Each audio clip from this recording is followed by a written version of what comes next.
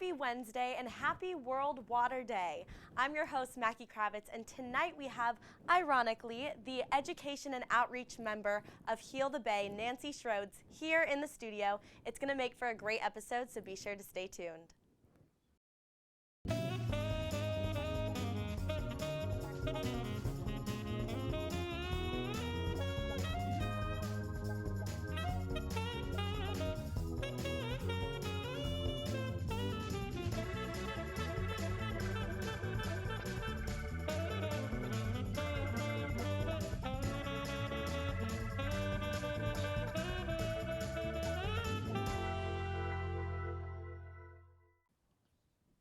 Welcome back to See You at USC. I'm joined now by Nancy Shrodes. Thank you so much for being here. Thanks for having me. So how is your World Water Day going so far? It's been going well. Busy day. Yeah.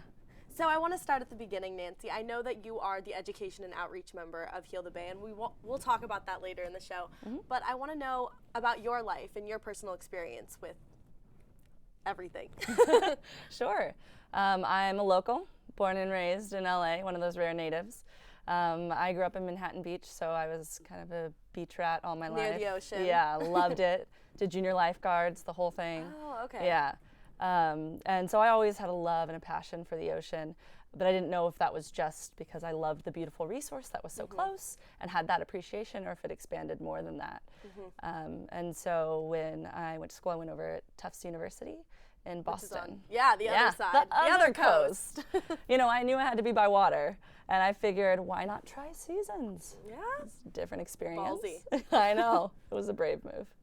But yeah, and I totally loved it over there, and double majored in environmental science and Spanish. And so in environmental science, I really kind of focused on marine biology and just was really driven by the issues and concerned, and felt like I needed to be a part of making those changes because there are a lot of challenges that the environment faces.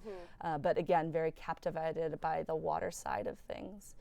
And so after college, got an internship at the Conservation Law Foundation in Boston in their oceans program. So kind of dipped my foot into the nonprofit world and see how I liked it, and I really loved the experience. Working on the Atlantic Ocean? Yes, and cod fisheries over there and MPAs over there. But it was a really fun experience for me, and having that taste of it, it was like, you know what, I do think this is what I want to do.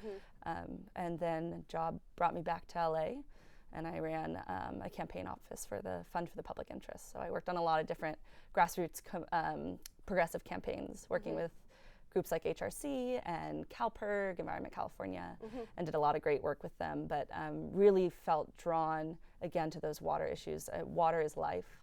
You know, it's what makes us unique as a planet. World Water Day, here we are. And so I was so passionate and was so much more successful with those types of issues, like the bag ban. I'd worked on that for a very long time. In fact, I had given to Environment California when I was a senior in high school with a canvasser that knocked on my door and said, these bags, they're a problem. Plastic pollution in the ocean is no joke. Turtles are eating them thinking they're jellyfish. Do you want to help? And I was like, yes, sign me up. So what did you do for that? Paid $20 and became a member of Environment California.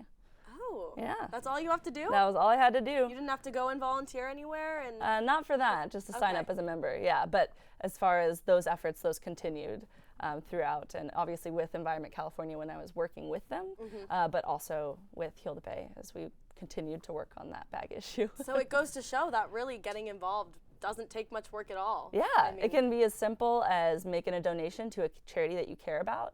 A lot of time, you know, funding is definitely an issue, especially with what's going on in today's political climate. And so definitely show that support, donate to those organizations. But beyond that, you can sign petitions, you can call a representative. And it doesn't even just have to be something that they're doing that you don't like, you know, being like, oh, you voted this way, I really want you to vote this way.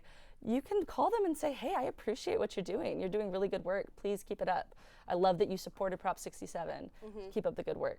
Because they need to hear it all. They need to hear good and bad, because ultimately at the end of the day, they work for us, right? They want to stay in office. Got to make their constituents happy. Absolutely. Yeah. I want to go back for a second, because you talked about being a marine biology major, well, environmental science, marine biology. Yeah. So, and then your first internship was in public service and kind of nonprofit organizational skills. So was there ever a time where you wanted to be a biologist, or what was kind of like the definition there? Because there's so many routes you can take. Yeah, I definitely for a long time thought I might have wanted to be a marine biologist. We were actually playing the Heads Up game the other day, and when my mom was trying to get my boyfriend to guess, it was like, what did she want to be when she grew up? And he was like, a mermaid. Wait, no, a marine biologist. Everyone wants to be a mermaid when they grow up. Who Come doesn't? on, Little Mermaid inspired millions. Absolutely. But yeah, I definitely thought I wanted to take that path, but also realized that it was not necessarily everything that I would have loved about it. Field work, being out there in the water, collecting data, that's super exciting to me. Yeah. But I talked to a PhD in marine bio who was saying, that's like a third of what you do. The rest is the research, the rest is the monotonous lab work. You've got to be really good at that independent time and kind of doing the same things over and over again. And I am a very sociable person to person. Yeah. You know, I thrive on those interactions. And so I knew, well, maybe my role isn't in the lab, but maybe my role is as someone who understands the science to connect people to the science, to really be the communicator that's able to explain these bigger things that are going on that are kind of complicated and kind of scary, and bring it to a more digestible level where your average Joe totally understands and can get behind it. Yeah, Yeah. I love that, and I can see that in you right now, just as we talk. Thanks. You do not belong in a lab. It's a tough one, yeah. Yeah. Were there any events growing up that really shaped you and made you more passionate about this type of field of work? Yeah, definitely a lot of events. I actually had an internship in college at the Roundhouse Aquarium prior to, I graduating, and so that work with the community and educating the public around the animals was great. But I think a lot of what I learned in school and making it relate to outside of what you see is really important. Yeah. What were the biggest differences from being on the East Coast and then the West Coast? Snow. Well, yeah. No, as far as I guess beach experience pollution or kind of more environmental issues. Yeah. So there's a lot of similar issues, and certainly a theme that I studied throughout college was concentrated around climate change and global warming, and that is not just a here or there issue, right? This is a global issue that we're talking about. Yeah. And it's not forever in the future. We're talking about changes we're already starting to see. We're talking about crazy changes, in the next decade, in the next 50, 100 years, So there's definitely a lot of situations in terms of environmental concerns, environmental issues that are similar, here or there, but also some that are very, very different. So as far as fisheries are concerned, and overfishing, and marine protected areas, kind of these underwater parks that protect really vulnerable and valuable areas, either a fishing nursery or a breeding ground to help species rebound. Those are on both sides of the coast, and those are really amazing. But I would say maybe something different that I got to work on a little bit more in depth at Heal the Bay is some of our water issues. Massachusetts, a lot of rain, a lot of snow. They're good. They don't have to worry about that so much. But in California, after living through our 5-year drought and learning more about the intricacies of our water system and how outdated and broken it is. The fact that we import 80% of our water from hundreds of miles away, and that these systems aren't foolproof and they have their own environmental issues going on. So there's certain things that kind of resound in both areas, but then you can get a little more specific with it too. It's funny that you mentioned water because it is World Water Day. I'm just going to push that the whole time because I just think it's so relevant. But now that we're getting more rain in California, how is that going to change our current situation or the situation we've had in the recent years? Yeah, that's a great question, because a lot of people are just like, oh, we have rain, we're out of the drought. Yeah. But, Southern California, a good majority of us are still in drought. And the thing to understand about California is we've always had these boom and bust cycles. We get, the El Nino years of really heavy rain and then drier periods of time. But now with climate change and rising temperatures, we're going to see longer periods of drought, shifts in weather patterns. So places where we used to see snow, now we may see more rain. And that's very difficult because in LA, we drink snow melt. Yeah. The water that we're drinking is snow melting and then going into our reservoirs, filling our rivers, and then we're taking that again from Northern California, from the Eastern Sierras, the Northern Sierras, from the Rocky Mountains, from the Colorado River Aqueduct. So when we see those changes, now all of a sudden that snow is going to melt sooner, and we won't be able to hold on to it Because right now we hold on to it, and then in the summertime when it's hot and we really need it in Southern California, it starts to melt. They can release more down to us, right? But we won't have the capacity to take advantage of the precipitation that we have. So it doesn't necessarily change things in the long run all that much. Yeah. Right now, I'm so happy that we've gotten some rain and some snow. This is amazing. But I don't want people to forget the bigger picture that I'm playing the long game. You know, you can think of it kind of as a bank account, more or less, where that rain coming down, you know, that's the income that you're getting all the time. And then you have your checking account, and that is more like our reservoirs. But what we're really concerned about is the groundwater, which is your savings account. And if that's really depleted, if you don't have a lot of savings, it takes a long time for that to kind of trickle down. So in the immediate now, yes, things are okay. But again, I really think for a sustainable Los Angeles, we need to think about our water future beyond next year. Yeah. So you said that 80% of our water is transported here. Yeah. Where is this water coming from, and how is it getting here? Great question. So there's 3 major aqueducts that are imported supplies that feed Los Angeles. So one is the Colorado River Aqueduct, and so that's coming from snowmelt from the Rocky Mountains that goes through the Colorado River, right?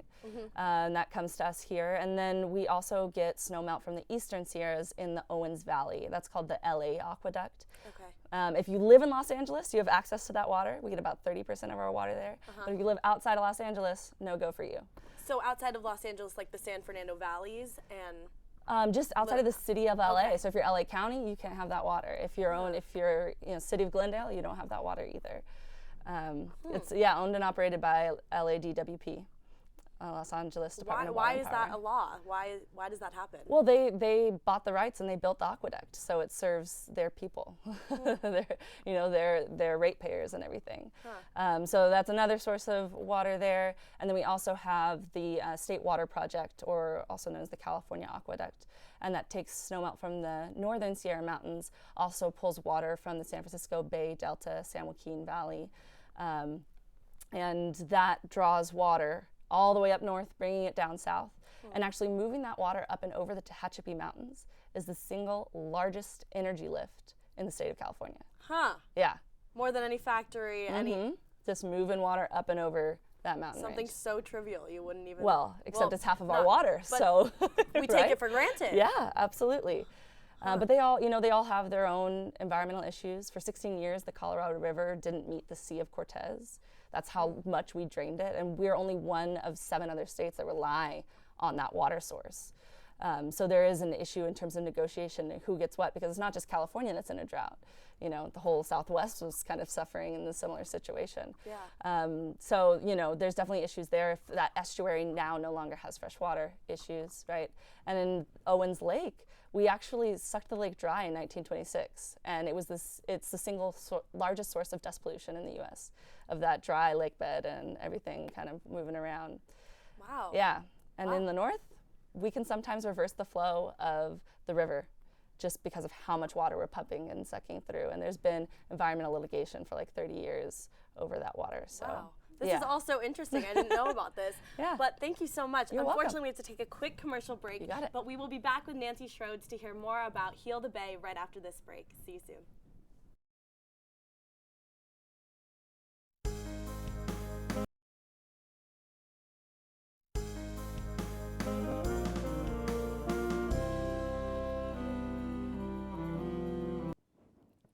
Welcome back to See You at USC. I'm joined by Nancy Shrodes, who is the Education and Outreach Manager for Heal the Bay.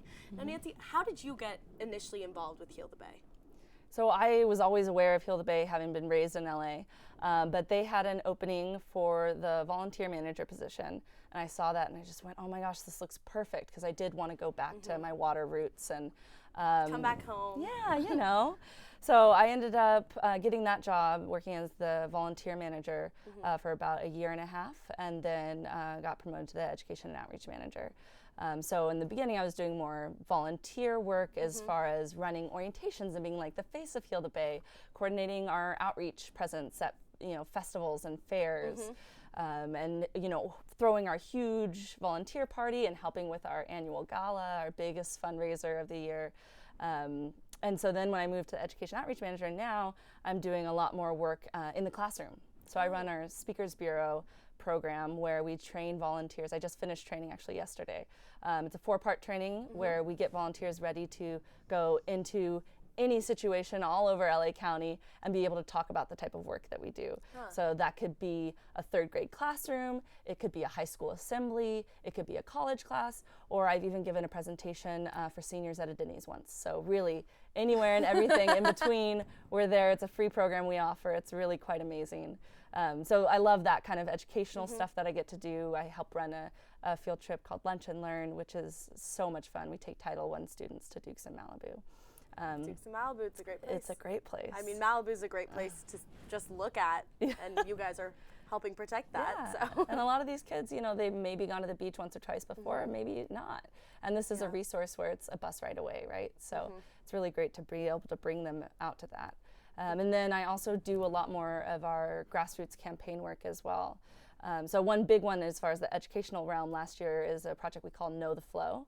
And that was a water literacy campaign to educate Southern Californians about where our water's coming from. So a lot of that stuff we were talking about. Yeah, earlier. Yeah, because when you turn on the water, where does it come? They say, oh, from the faucet? Or from Oregon? You know, so it's really important to be able to, you know, we know that we've suffered through this drought, we've had these issues, we have these long-term issues that we need to change, but you can't effectively change without that knowledge. And that's what really motivates things for me. I truly, as cliche as it may sound, I truly believe that knowledge is power. And the more people you can educate about an issue and make them aware of what's going on, then you can start to activate change. Because people do want to help, they do, but if they don't know about a problem, how are they supposed to fix it?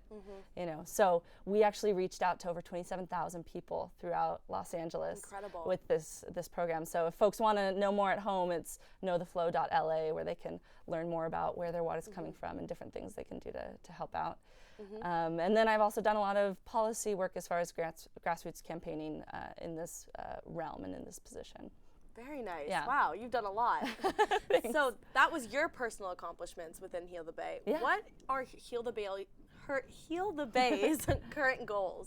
Yeah, so Heal the Bay works to make sure that our watersheds, our inland rivers and streams, as well as our coastal ocean, are clean, healthy, and safe. And we do that through research, education, community action, as well as advocacy. So are there specific topics or certain beaches that you guys focus on every given month or so? How does it usually work? Yeah, so we work to protect LA County. That's kind of our service area. We're a hyper-local nonprofit. We only have our office in Santa Monica and our aquarium in Santa Monica. That's it. Yeah. But you know, we definitely get involved in statewide issues as they come up, as it affects us, as it's a precedent-setting thing. It's very important that we weigh in on those issues. But so as far as the beaches that we impact, again, our service area is LA County, but we have things like the Beach Report Card, where we test water quality for 500 beaches up and down the West Coast. So that's not even specific necessarily to California. And just seeing how well the water's doing. So when I talk about water quality, I'm talking about how much bacteria is in the water, because that's how people can get sick. They can get a lot of gastrointestinal diseases like eye infection, ear infection, skin rash, gross you don't stuff want that you from really swimming don't in the want. ocean. Like if you're catching a cool wave, you don't want to come home sick. Yeah. So we have those, getting tested. We analyze it. We compile it into our beach report card so that folks can literally go online and before they hit the beach, see how well their beach is doing. So that's a really great way to hone in those efforts. And as far as our cleanup efforts and beaches like that, we spread the love throughout the Santa Monica Bay with our Nothing But Sand cleanups. Those happen 3 times a month. Or excuse me, the 3rd Saturday of every month. Okay. But every month it happens, and it's from 10 to noon, and the beach just varies. And anyone can go to those or sign up? Anyone can go to those, yeah, absolutely. And if they want to know more information about, where the next one is, they can go healthebay.org/events, and that's where we have our calendar of events. I think the one that's pretty cool as far as reach and service area is Coastal Cleanup Day. That's the largest cleanup event in the world, and it happens the 3rd Saturday in September. So on that day, we have about 50 sites all over Los Angeles. Yeah.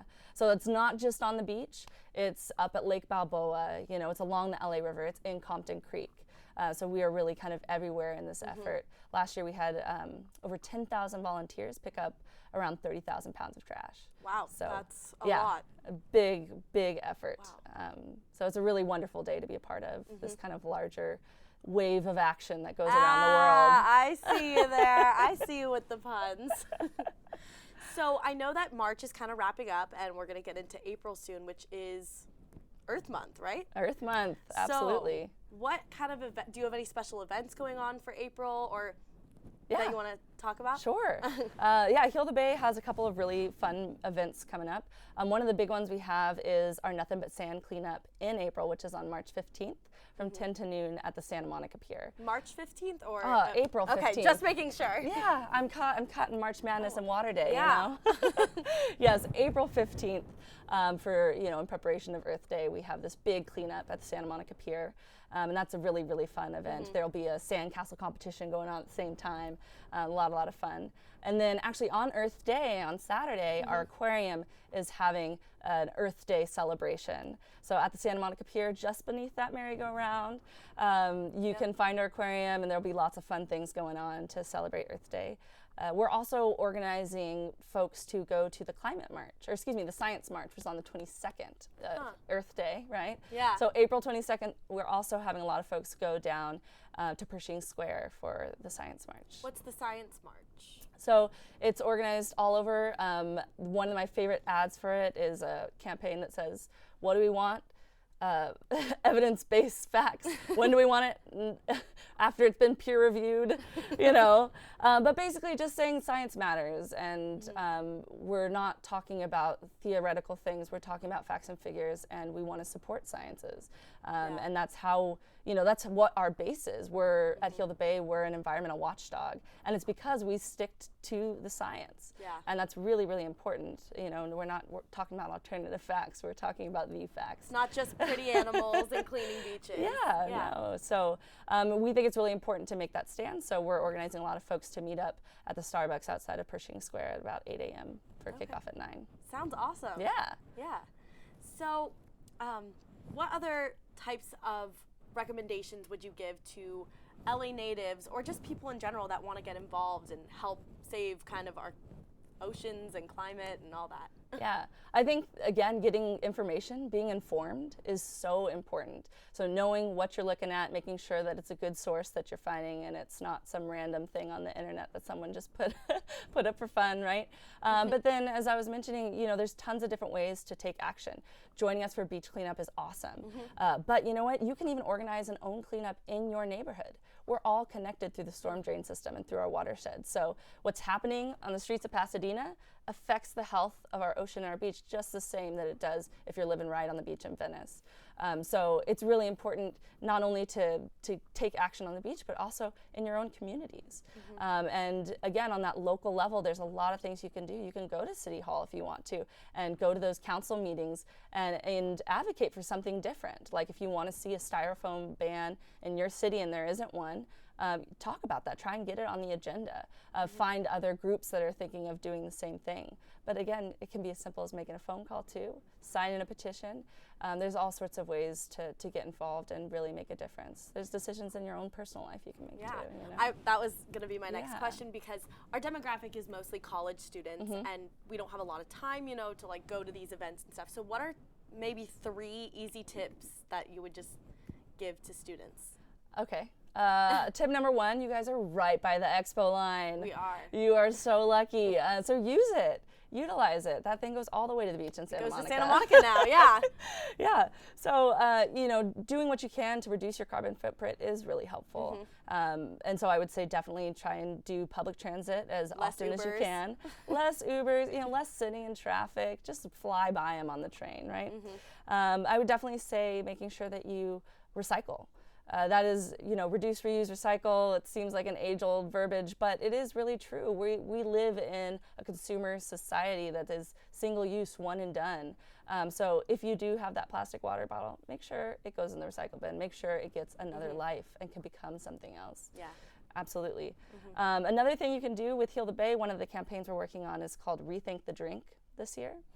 Yeah. So as far as, pollution and trash in our environment, 38% of it is drink related, be that straws, styrofoams, bottle caps, lids, stirs. And so there's lots of easy things you can do to mitigate that. It can be as simple as being at a restaurant and ordering water and asking the waiter, oh, can you hold the straw? You don't need a straw, need one. right, to drink true. that water. Or, bringing your reusable mug to Starbucks.